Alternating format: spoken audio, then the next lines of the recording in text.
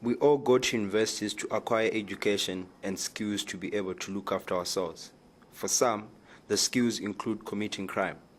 Monash University has had its fair share of criminal activities, mostly by students. This documentary will take us inside the premises to see what really happens.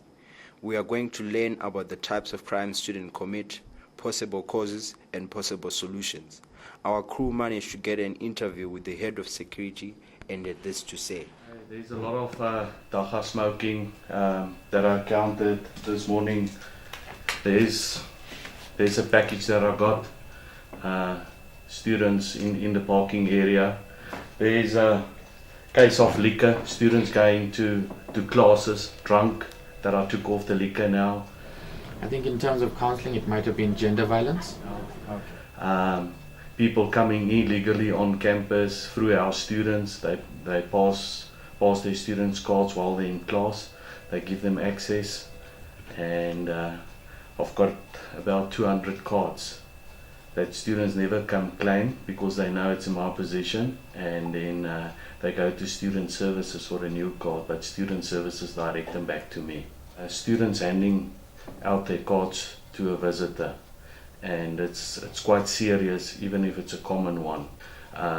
When he's got his card, he can go all over into residence area, so he can familiarize himself with our campus. Recently, there have been robberies in the residential areas. From our interviews, it looked like an inside job, meaning students could have helped the robbers too from their friends.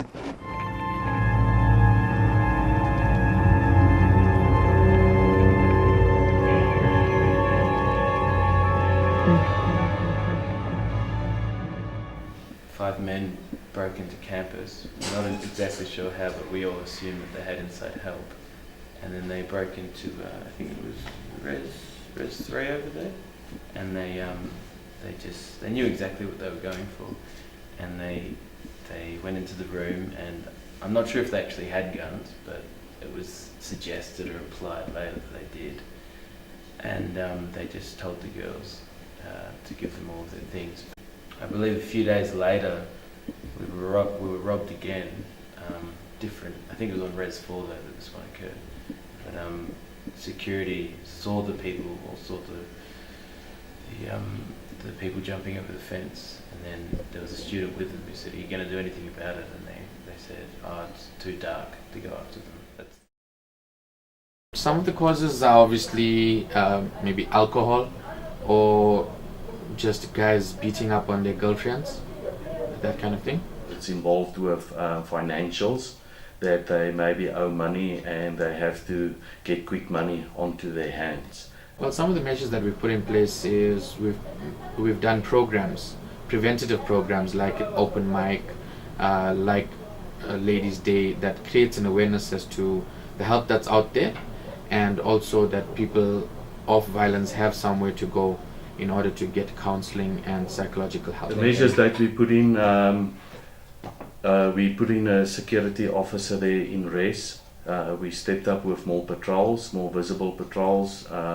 We are implementing more cameras. Since all the new cameras has been installed in the venues where all the thefts occurred, this was for the last 6 months a zero on thefts. So we caught one guy, as I explained to you, and it stopped immediately because now they know there's cameras that are watching them, and it makes it much more difficult. They're fairly quiet. They're pretty good actually in that respect, because they go mostly unnoticed. So overall security measures, I don't know, because it's still pretty easy to get in here. In fact, I jumped over the fence the other day, an electric fence, and to get a ball, and that wasn't exactly a challenge. So, inside help or not, crime is always going to be inevitable at Monash University. It's a blame game between security and students, while students say even if there was inside help, it's the job of the security to protect students from crime. Other cases of gender violence are obviously the students' fault, but hopefully with all the measures put in place, they'll be reduced. Help in this fight against crime by reporting it to the relevant authorities.